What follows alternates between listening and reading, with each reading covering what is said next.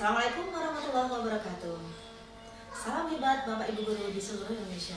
Perkenalkan, saya Anifatul Hidayah, Kepala SD Arjomulyo Kota Kediri. Sejak awal Agustus 2022, saya mulai bertugas sebagai Kepala Sekolah di SD Arjomulyo. Mengawali tugas yang tidak mudah karena saat itu baru saja kita mengalami masa transisi dari pembelajaran daring ke pembelajaran luring. Karena pada waktu itu kita melewati masa pandemi COVID yang cukup lama. Sebuah transisi yang tidak mudah karena ada suatu kondisi di mana kita meninggalkan ruang kelas cukup lama. Hal itu berdampak pada kelas-kelas yang kosong dan kemudian beberapa sarana prasarana di SD Arjomulyo yang mungkin kurang terawat karena jarang dipergunakan oleh siswa-siswi maupun bapak dan ibu guru. Kami mengawali tugas di sana dengan penuh semangat, menyadari bahwa dimanapun kita bertugas pasti ada tantangan maupun hambatan. Namun dengan pola pikir yang positif, kita akan selalu melihat tantangan sebagai sebuah peluang. Banyak sekali hal yang bisa dikembangkan di SD Arjomulyo dan itu menjadi tantangan bagi kami untuk bisa berkarya di sana. Melihat kenyataan bahwa ada banyak ruang kelas namun masih sangat kosong dan kemudian kurang sekali menarik minat dalam menciptakan lingkungan belajar yang menyenangkan bagi siswa menjadi sebuah pemikiran tersendiri. Apa yang bisa kami lakukan untuk menciptakan ruang kelas yang kondusif sehingga semangat anak didik dalam belajar juga tinggi?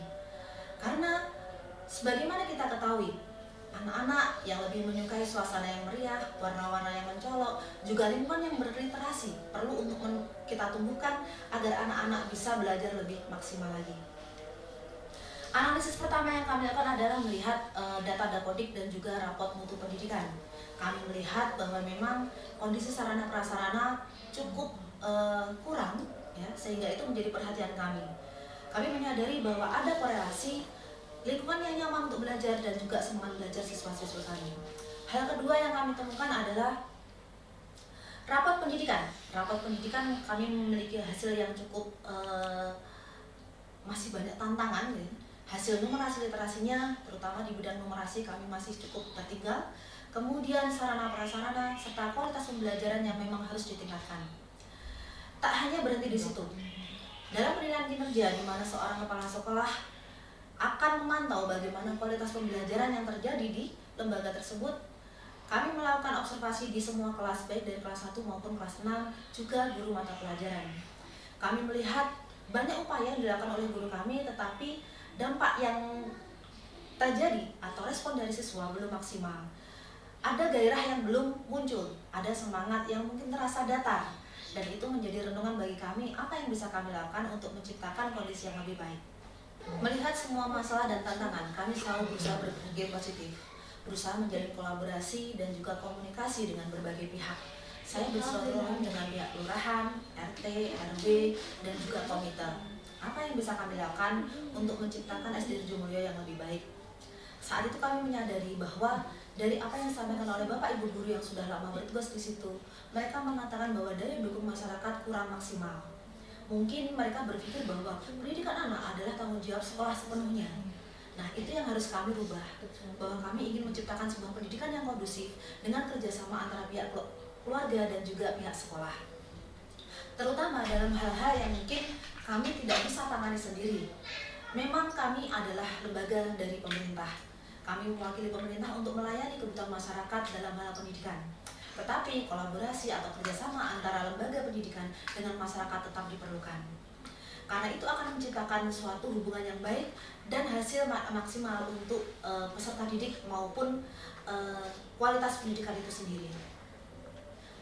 Akhirnya kami mengajak guru-guru kami untuk berdiskusi apa yang bisa kami lakukan untuk menciptakan sekolahan yang lebih baik, ya, sehingga anak juga memiliki rasa bangga ketika bersekolah di SD Arjomulyo. Pada saat di awal kami mendapat tugas dari Dinas Pendidikan, saat itu kami mengambil dokumentasi. Saat itu kami sadar betapa sekolah kami sangat kurang layak, ya. Ketika dilihat mungkin kurang bagus, ya. Ketika kami datang di ruang-ruang kelas, ada suasana sepi, ada suasana suram karena kondisi kelas yang mungkin kurang berliterasi. Menjadi pemikiran kami mencoba untuk menawarkan saat itu bagaimana kalau kita adakan lomba kelas. Bapak Ibu guru di awal belum siap dengan berbagai alasan karena kondisi ruang kelas masih seperti ini dan sebagainya. Akhirnya kami mencoba untuk menata penganggaran melalui dana BOS. Kita coba perbaiki sedikit demi sedikit sehingga semua kelas memiliki modalitas, ya kan, untuk menjaga aset dan mengembangkannya menjadi lebih baik. Akhirnya kami bisa memulai kesepakatan dengan Bapak Ibu guru bahwa ayo kita berkompetisi secara positif. Bukan untuk saling menjatuhkan, tidak, tetapi saya berpijak pada ayat dalam Al-Quran bahwa kita diperintahkan untuk fastabil khairat, berlomba dalam kebaikan. Lomba bukan bertanding. Kalau bertanding kita mengalahkan, kalau berlomba kita berusaha untuk menjadi lebih baik daripada yang lain. Kami bersyukur setelah beberapa rapat, akhirnya disepakati bahwa kita akan mengadakan lomba kebersihan kelas dan keindahan kelas. Kita menetapkan beberapa kriteria yang disepakati oleh semua pihak dan semua memahami apa saja kriteria yang akan kami nilai dalam lomba kebersihan kelas. Kami mengacu pada standar kelas yang sesuai dengan nilai akreditasi sekolah. Sederhana, tetapi itu cukup, gitu kan? Setidaknya itu standar ideal yang dianjurkan oleh pemerintah agar kita bisa menciptakan ruang belajar yang baik untuk anak didik. Tidak lupa saya mengatakan bahwa kepada Bapak Ibu guru, nilai literasi kita kurang maksimal. Nah, bagaimana kita mau menciptakan ruang kelas sehingga di ruangan itu atau di lingkungan kelas mereka belajar akan terdorong, ya kan? Anak-anak terdorong untuk bisa berliterasi karena setiap mereka melihat sesuatu, mereka belajar. Menumbuhkan karakter positif karena banyak pesan positif yang bisa mereka baca dimanapun mereka memandang. Nah, ketika kesepakatan kita akan mengadakan lomba kebersihan kelas, langkah pertama adalah kita menyusun panitia, ya, dan kemudian kita sepakati siapa yang akan menjadi dewan jurinya. Kita mengundang pihak luar agar lebih objektif dalam penilaian. Kita meminta pengawas untuk menjadi dewan juri pada waktu kegiatan yang sudah kami tentukan. Tidak lupa kami menyampaikan kepada seluruh Bapak Ibu guru, silahkan berkolaborasi dengan paguyuban kelas masing-masing. Ini akan menggugah rasa memiliki dari Bapak Ibu guru dan juga ada rasa tanggung jawab bahwa bagaimana kita menciptakan ruang kelas yang nyaman untuk anak-anak mereka belajar. Karena ini membuat mereka sadar bahwa tanggung jawab untuk anak-anak menjadi nyaman belajar itu adalah tanggung jawab guru maupun juga orang tua. Dan alhamdulillahnya dengan kesempatan ini seluruh paguyuban bergerak dari awalnya yang sangat pasif karena mereka merasa mendapat trigger dari beberapa wali murid yang aktif. Akhirnya wali murid yang tidak aktif pun akhirnya merasa sungkan. Ya, rasa sungkan itu akhirnya mendorong semua pihak turut bekerja sama dan berkolaborasi dengan wali kelasnya masing-masing. Bahkan akhirnya yang terjadi yang selama ini jarang sekali ada keterlibatan orang tua terhadap kegiatan sekolah, ini semua terlibat. Ketika sebelumnya menjadi hambatan adalah para pekerja pada siang hari. Nah, yang terjadi mereka melakukan kerjasama gotong royong atau kerja bakti membersihkan kelas atau menghias kelas, menciptakan ruang kelas yang bagus di saat mereka pulang kerja. Itu yang membuat saya ternyuh, bahkan sampai meneteskan air mata. Saya terharu karena bahkan di malam hari mereka melakukan kegiatan menghias kelas, menata kelas, itu sepulang mereka bekerja. Demikian pula Bapak Ibu guru yang memiliki dedikasi yang luar biasa. Yang saya ambil positifnya di sini adalah ternyata dengan semangat berkompetisi yang positif, kita menumbuhkan rasa memiliki yang luar biasa dari Bapak Ibu guru dan juga wali murid terhadap sekolah anak-anak mereka. Assalamualaikum warahmatullahi wabarakatuh.